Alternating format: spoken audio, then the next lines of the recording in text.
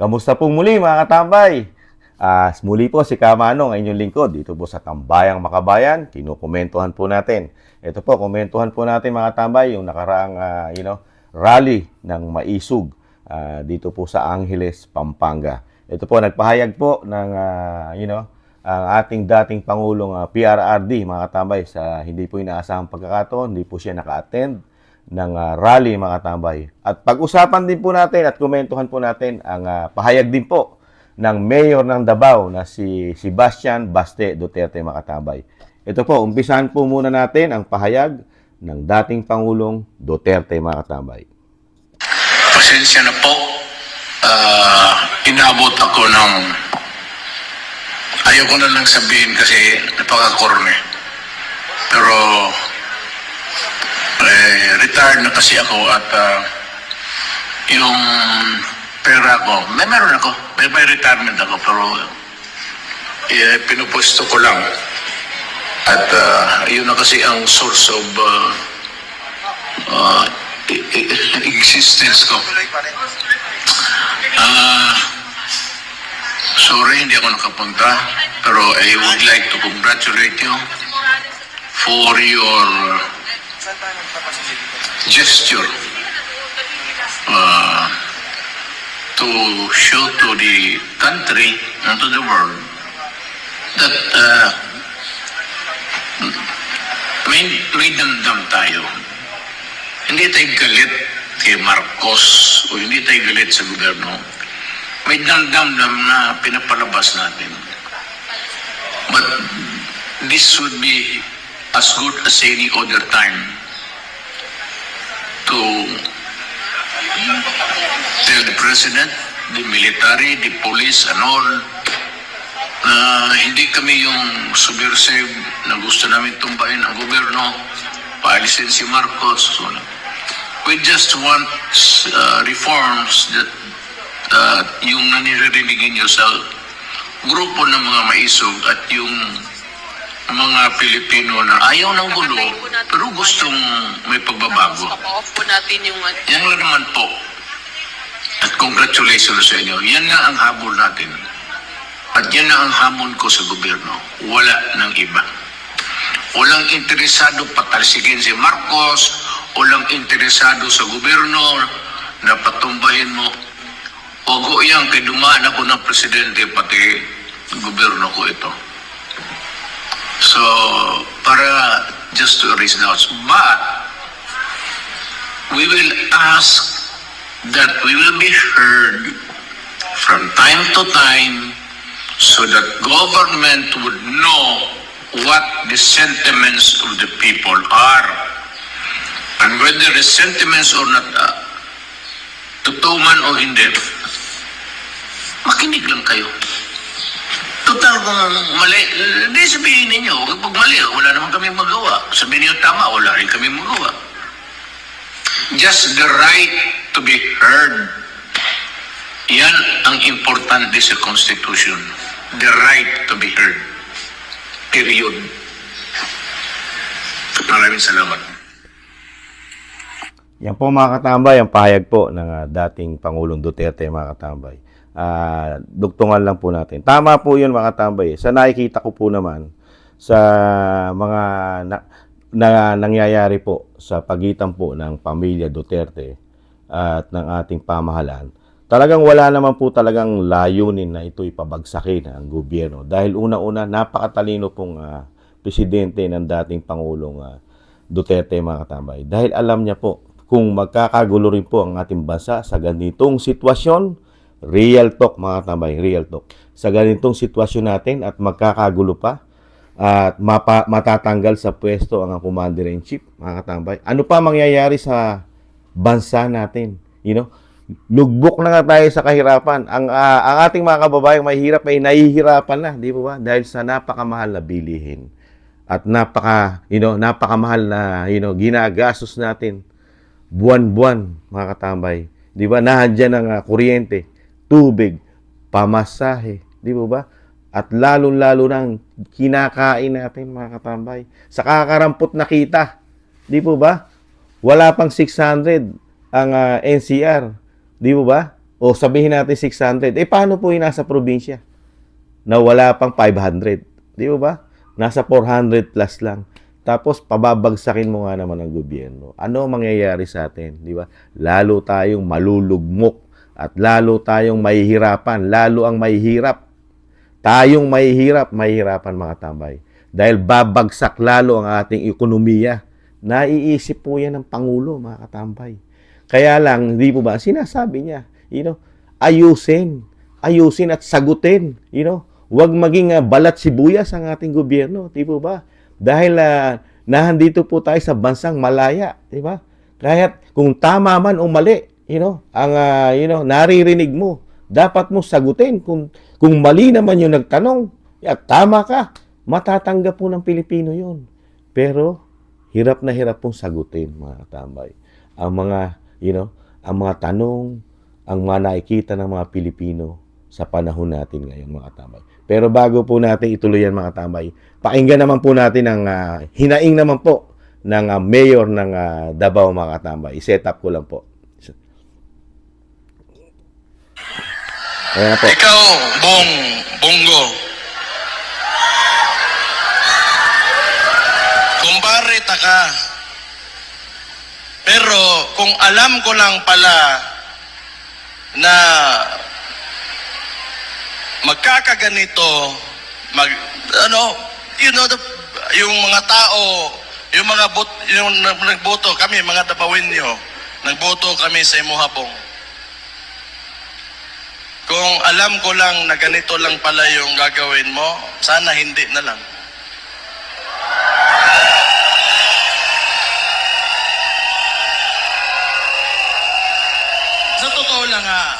Sa totoo lang, ako, yung iniidolo ko talagang senador, si Miriam Defensor Santiago, the late Miriam.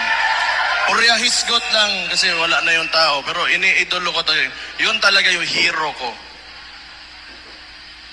Pero unfortunately for us, mas napabilib pa ako nitong si Risa Contiveros kaysa ni Bong. Kasi ever since talaga, nasa previous administration, kalaban yan hanggang ngayon consistent yan at di talaga natatakot yan. Pero, maglalagay tayo ng mga you have time pare, Bong, na kahit you have time to redeem yourselves. Ihatag ni ipakita sa mua that you will stand by the Filipino people. Show your love. Yung pagmamahal mo sa bansa na mas umaapaw pa kaysa sa pagmamahal mo sa sarili mo. Ayan. Kasi hirap na yung mga tao ngayon. Ayan po, mga tambay, putulin na po natin at mahaba po yon. Tama po yung mga tambay eh. Excuse me po. Medyo may konting sipon lang po ang inyong katambay. Iinom lang po ako sandali, mga tambay. Ayun po. Tuloy na po natin. Tama po din si Mayor Baste, mga katambay. Dahil sa nakikita po natin, wala na pong oposisyon ngayon, mga katambay. Lalo pa sa Kongreso, sa Kamara at sa Senado. Nasaan na po? Hinahanap po ni Baste. Dahil kinumpara pa nga po ni Mayor Baste. Dahil si Risa Hontiveros, ang senadora, talagang consistent, di ba? Talagang magmula nung maging presidente ang dating Pangulo, hanggang ngayon, oposisyon siya. Pero, itong grupo na sinasabing makabayan di umano at talagang nagmamahal sa mga Pilipino, ganito na po ang nangyayari sa ating bansa. Nagmamahalan ang bilihin. Napakataas na inflation na walang trabaho, mga katambay. Ano pa? Nagpapaso ka na naman di umano ang tuniladan droga. Di mo ba? Napakataas na, isaban na nga natin yung krimen. Di mo ba? Napakataas. At ang sinasabing di umano, napakalaganap na korupsyon. Pero ang mga mambabatas na sinasabing makabayan, katulad ni Senator Bongo, hindi naman natin dinadown si Senator Bongo dahil napakarami pong nagawang proyekto ng senador at napakagaling pong senador at nakita po natin napapakinabangan po ang mga proyekto ng senador lalo po pagdating sa health, di ba ba? At yung kanyang mga malasakit center, di po ba mga katamay? Gamit na gamit. Pero ang sinasabi po ni Mayor Baste, mga katamay, yung pagiging makabayan, silipin mo yung iba na nangyayari na ito ang realidad ng ating pamahalaan, ating administrasyon. Tikom ang bibig ng mga sinasabing dapat sila nag-uoposisyon at sumisilip sa nangyayari sa ating gobyerno, di ba? Napakaraming issue ng gobyerno na tahimik po, lalo po nasangkot ang commander-in-chief sa sinasabing gumagamit na pinagbabawal na gamot. Hindi man lang nila, patunayan o imbestigahan na ito ba'y may katotohanan, di ba? Maliban lang kay Senator Bato. Nasaan na po si Mr. Robin Padilla, si Senator Robin Padilla, mga katambay. At kasama na po si Senator Bongo at si Senator Francis Tolentino, mga katambay. Tahimik po at wala po silang nasisilip at walang nakikita po na problema ng bansa, lalo po sa sinasabing korupsyon at mga issue na ang mga Pilipino ay nagtatanong. Napakarami ng tanong ng mga Pilipino, mga katambay. Bakit po nagiging taengang kawali po? Di umano, mga katambay. Pagdating sa issue ng bayan. Pero sa kanilang performance, hinahangaan ni Kamanong, lalo si Senator Bongo, mga katambay. Dahil na gamit nga ang kanyang mga proyekto. Pero pagdating po sa mga issue ng bayan, korupsyon, at droga, at yung pinakamalaking issue sa Commander-in-Chief, na sangkot at gumagamit ng droga, mga katambay. Tahimik po itong mga senador na ito. Kaya nga po, ipinagbinasi pa, nagkaroon pa ng patama ang mayor, mga katambay, ng Davao, na mas magaling pa sa kanyang tingin ang senadora dahil consistent siya na lahat tinitingnan niya, nag-uoposisyon siya, kahit na hindi niya mapatunayan yung kanyang, kanyang ibinibintang di umano at ang kanyang hinihiring sa Senado. Pero, dire-diretso, excuse me po. Kaya, binigyan din po ng, ng pattern o example na sana tularan po natin yung kanyang idolo rin, mga katambay, na senadora na, na pinagpahinga na po at magaling pong senadora, dating senadora din po ito, si Miriam Santiago, mga katambay. Ginawa niya po example yun, mga katambay, na sana po, hindi niya lang madirect na sana gayahin nyo ang dating senador Miriam Santiago, mga katambay. Nagtataka rin po si Kamanong, mga katambay. Sa dami po ng senador, 24, mga katambay. Pero yung mga kaalyado di umano ni dating Pangulong Duterte, nasasama po sa administrasyon. Tahimik. Di ba? Lalo si Senator Robin Padilla, walang nakikitang problema ng bansa. Kahit naghihirap na at hirap na sa nagtataas ang bilihin. Tayong mga Pilipino, mga tambay. At hindi nila kinu-question ang isang damukal. Parang wala rin yata korupsyon, mga katambay. Nagtatanong lang si Kamanong sa puro ayuda na programa ng ating pamahalaan. At isa pa, wala rin po nasisilip ang senador, mga senador. Si Senador Francis, Senador Padilla, si Senador Bato, at si Senador Bongo. Dito po sa issue ng, sinasabing paggamit ng extra na pera dito po sa Kamara, mga katambay. Wala po silang nakikita, mga katambay. Kaya nagtataka lang po si Mayor Baste. Kaya po, dito po nagkakaroon ng simpati sa ating mga Pilipino ang Mayor Baste. Dahil siya po makabayan. Mahal niya po ang mga Pilipino. Ayaw niya nakikita naghihirap. Kasi nung panahon ng tatay niya, hindi po ganito ang gobyerno natin, mga katambay. Real talk, mga katambay. Di po ba? Napakaraming oposisyon nung nagdaang administrasyon ni Pangulong Duterte, di ba? Napakarami. Kasama ng mga aktivista, makabayan black, at mga media di umano, nagiging oposisyon po. At lalo na si Senadora Risa Hontiveros, isama na natin si dating Senador Trillanes at dating Senadora Laila de Lima at marami pang iba, mga katambay. Ano po sa tingin nyo? Di ba? At dito naman po kay Pangulong Duterte, talagang gusto pa nga niyan tumulong sa gobyerno. Di po ba? Kaya nga lang, ang nakakalungkot lang po. Kaya po nagsalita na din ng ganyan at lumala at talagang nagkaroon na ng mabigat na politika dahil inumpisahan po nila yung retired na nananahimik sa Davao, di ba? Na talagang binakbakan nila na napakaaga ang anak sa politika, di ba? Ano po? Saan po mga nag-umpisa yan, di ba? Yung papasukin ng Afghanistan na refugees, di ba? Isa rin sa dahilan yan na tinanggihan po kasi, di ba? Ng ating Vice President Sara Duterte na huwag papasukin sa ating bansa ang mga refugees ng Afghanistan dahil nga ito po yung bansa na ito karamihan terorista at sanay na sanay sa sinasabing pagkitil ng buhay ng kapwa. Siyempre bilang Vice President, ang ating bansa baka malagay sa alanganin dahil napakaraming bansa po na po pwedeng lagyan ito. Unang-una, dapat Amerika ang gumagawa nito dahil problema po ng Amerika ito, yung Afghanistan, di ba? Diyan nag-umpisa halos yan. At yung confidential fund, di ba? Na talagang pinukpok, talagang pinasama ang anak ng dating Pangulong Duterte, ang Vice President. Di ba? Diyan po mga nagsimula yan na politikahin. Kaya po, lumabas at nagsalita ang dating Pangulong Duterte. At ngayon, nakikita rin niya po, mga tamay, ang nangyayari sa ating bansa. Di ba? Talagang ang hirap niyang tanggapin sa kanyang puso dahil siya po'y naging Pangulo ng 6 na taon na hindi po nangyari sa ating bansa ito na nadagdagan at lumobo ang ating utang na napakalaki, na walang nakitang programa maliban sa di umano puro ayuda sa dami ng inutang. Ilang trilyon mauubos na po yung inutang, mga tambay, dahil kalahating taon na po yung inutang po plus yung budget pa ng mga taxpayer ng ating bansa, tayong mga Pilipino.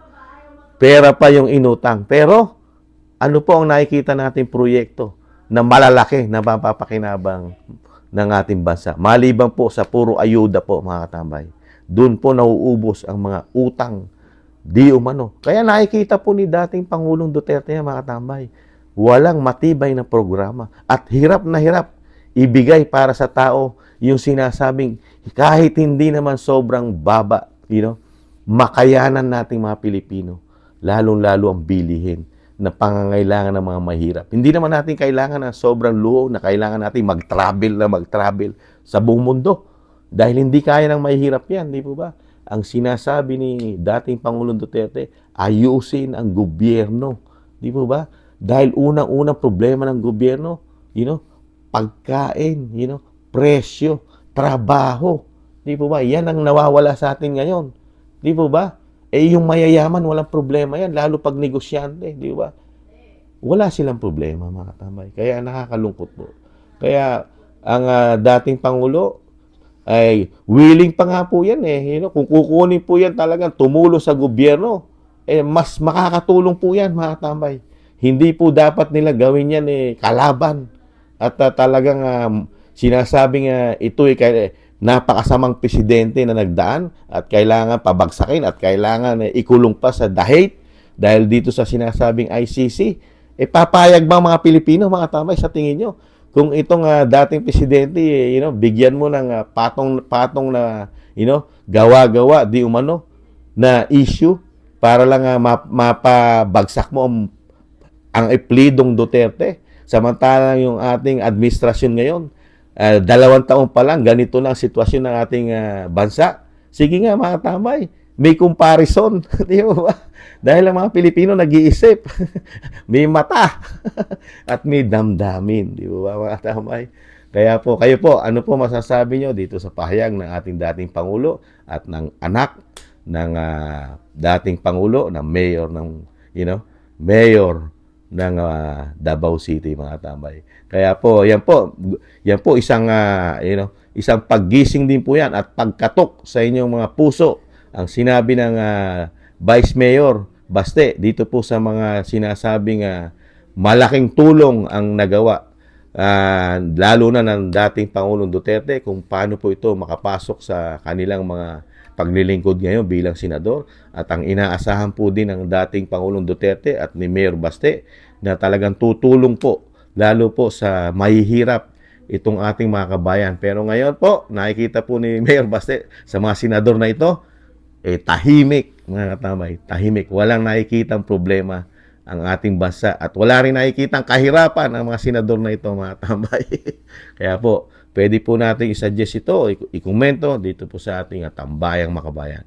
Muli po, si Katambay Manong po, nag-iiwan po, tis-tis lang po mga tambay, makakabangon pa ang ating bansa.